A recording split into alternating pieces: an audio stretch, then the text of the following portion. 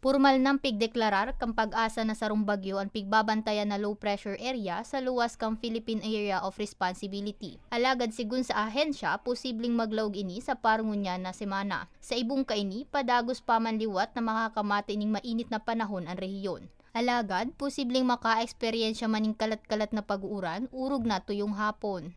Kitang binabantayan na bagyo sa luwas kan Philippine Area of Responsibility kung saan nga ni isang ngunya nasa kategorya naman ini yung typhoon na may international name na Mawar.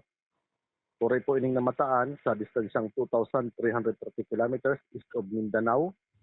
May sustained winds na 130 kilometers per hour as in may pagbugso kanduros nag-aabot sa 160 kilometers per hour. Sa ngunya naghihiro po ini sa direksyon na pasulnupan, norte-sulnupan sa rekasman na 15 kilometers per hour. Dugang pa kan ahensya, nag-aabot na 39 sagkud 42 grado sentigrado ang heat index sa rehiyon. Mantang nag-aabot ning 24 sagkud 34 grado sentigrado naman ang temperatura. Tapos pag itang mag-monitor sa mga weather update kan pag-asa,